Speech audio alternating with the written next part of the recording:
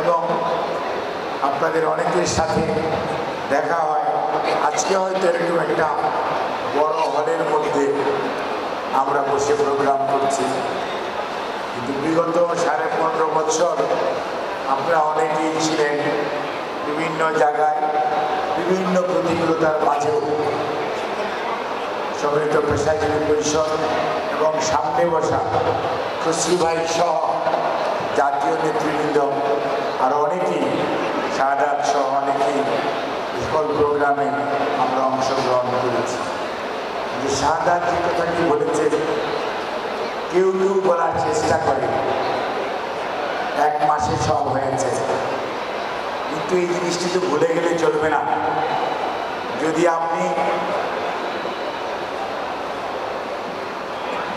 47 না হতো তাহলে কি 52 হতো, আর 52 যদি না থাকতো 54 হতো, আর 54 না থাকলে 61 হতো, 61 না থাকলে 69 হতো, আর 69 না হলে 71, 71 না হলে 75,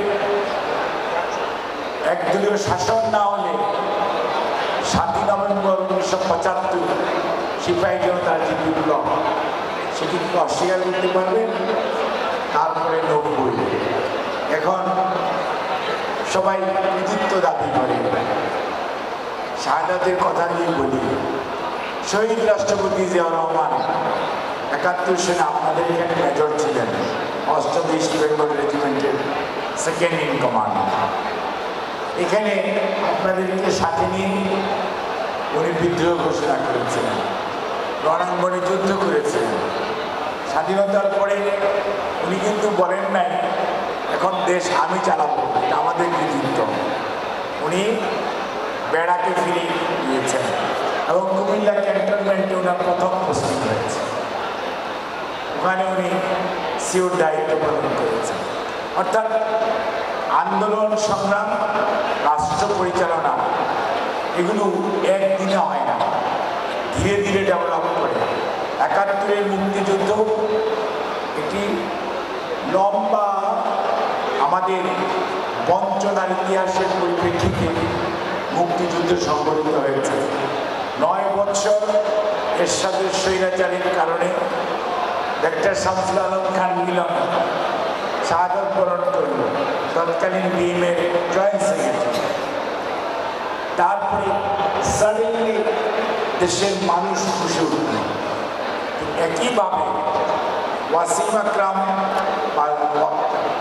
বাবু সাইদ, তাদের শাহাদাতের মধ্য দিয়ে মানুষের যে ক্ষোভ, এবং এই ক্ষোভটা কেমনে হয়েছে দীর্ঘদিন, সেই নারায়ণগঞ্জের 7 মার্ডার বলেন, ইলিয়াস আলীকে খুঁজে না পাওয়া বলেন, চৌধুরী আলম আমাদের এমপি হিরো তাকে না পাওয়া বলেন, এবং এই যে নেতারা বসে আছে যেভাবে মানে কাউকে কবরের মধ্যে বেঁধে, কাউকে 2 হাতের মধ্যে আপনার হ্যান্ডকাপ লাগিয়ে, কাউকে জোর জবরদস্তি করে কোনো কারণ ছাড়া যেভাবে গ্রেফতার হয়েছে, যেভাবে নিয়ে যাওয়া হয়েছে, এবং আপনারা যারা আইনজীবী তারা সবচেয়ে বড় সাক্ষী। বাংলা ভাষায় এই ভুয়া মামলা, এই শব্দটা এতদিন ছিল না, এটার আমদানি কেন? বিগত পলায়নকৃত স্বৈরাচার ওনারা কিন্তু বাংলা ভাষাকে অনেক সমৃদ্ধ করেছে। যেমন স্বাধীনতার পরে চোরা কারবারি, কম্বল চোর, রিলিফ চোর, এগুলো কিন্তু 71-এর আগে আমরা জানতাম না, এগুলো সব কিন্তু তাদের দেওয়া। এবং কথা বলতে না দেওয়া, বাক্সা, এগুলো সব জিনিসে সত্যিকার অর্থে যদি বাংলা ভাষাকে কেউ দিয়ে থাকে সেটি উচিত। আর আজকে যারা কথায় কথায় বলেন, দেখলাম অনেকে অনেক ধরনের কথা বলেন, বিশেষ করে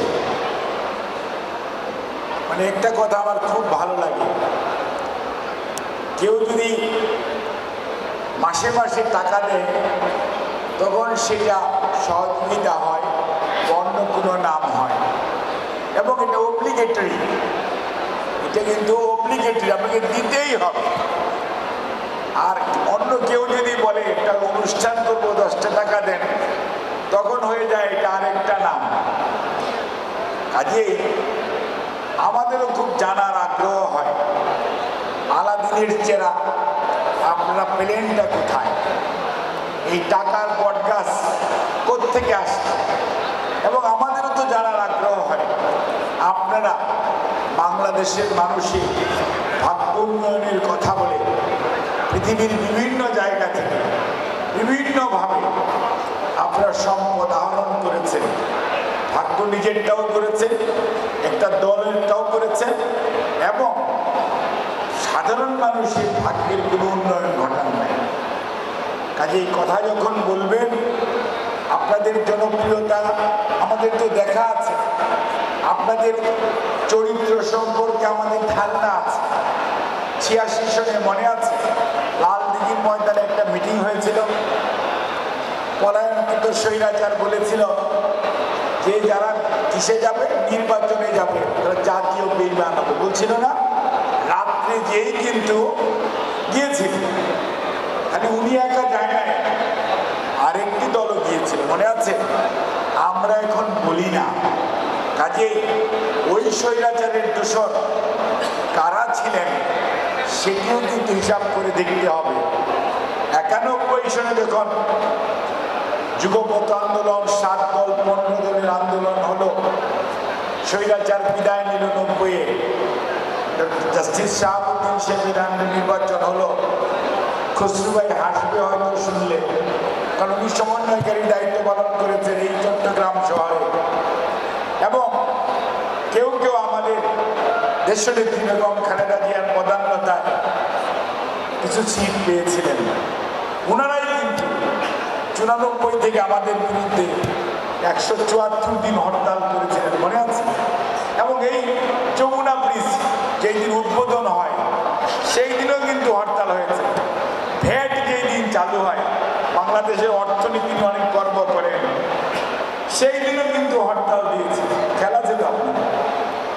কাজেই ইনারাই ওই যখন গেল, বিএনপি যখন সংস্কার করে নিরপেক্ষ তত্ত্বাবধায়ক সরকার সংবিধানের সন্নিবেশিত করার কথা বলল, ওনারা বেঁকে বসলেন। বিএনপি সংবিধান রক্ষার জন্য, গণতন্ত্র রক্ষার জন্য, সেই সংস্কার করার জন্য 15ই ফেব্রুয়ারি ইলেকশন করল, সংবিধান সংস্কার করল। বিএনপি গণতন্ত্রে বিশ্বাস করে, দেশনেত্রী বেগম খালেদা জিয়া তার সরকার, তার মন্ত্রিসভা পদত্যাগ করে তার পরবর্তীতে নির্বাচন হলো, এবং সেই নির্বাচনে খেয়াল করে দেখেন দেশের বৃহত্তম বিরোধী দল হলো বাংলাদেশ জাতীয়তাবাদী দল, 116টি সিট নিয়ে, মনে আছে? আর যারা এইগুলো করলো তারা কি করলো?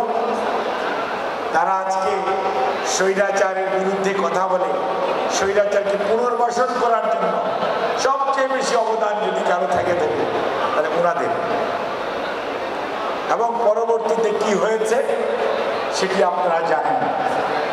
আজকে এই অবস্থার মধ্যে দাঁড়িয়ে যারা বিএনপির প্রতি আঙ্গুল তুলেন, শহীদ জিয়ার দলের প্রতি আঙ্গুল তুলেন, ভারপ্রাপ্ত চেয়ারম্যান জনাব তারেক রহমানের নেতৃত্বের প্রতি ঈর্ষান্বিত হয়ে কথা বলার চেষ্টা করেন, তাদেরকে বলবো চেহারাটা আয়নায় একবার দেখবেন, জনগণ আপনার আশেপাশে আছে কিনা দেখবেন। কারণ 96 গিয়েছিলেন না, কি অবস্থা হয়েছিল, জনগণ আপনাদের প্রতি কি আচরণ করেছিল। কাজেই জনগণের ভাষা বোঝার চেষ্টা করেন দয়া করে।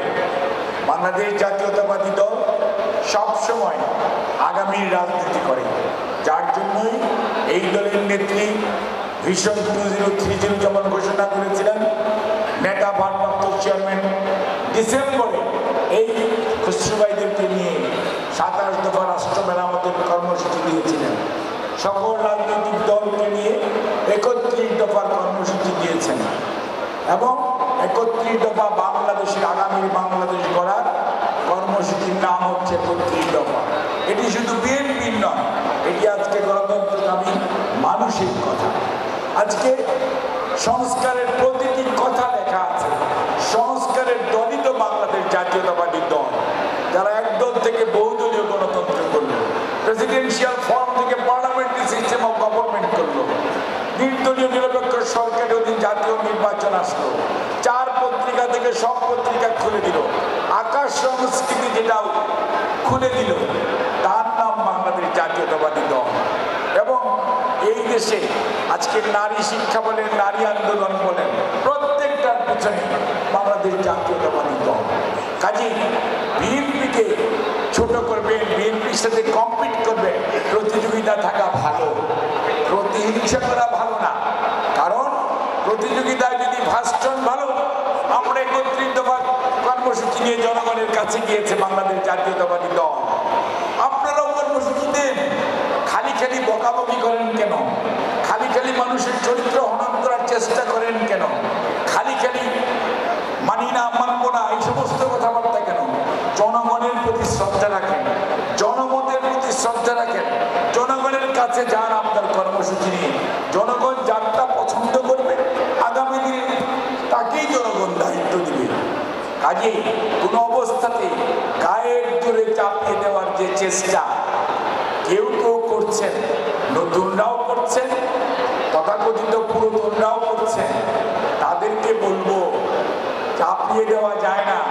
গায়ের জোরে করবেন, ওই স্বৈরাচার পালিয়ে গেছে, আপনাদের অবস্থা কি হবে আমরা বলতে পারি না, জনগণ বলবে।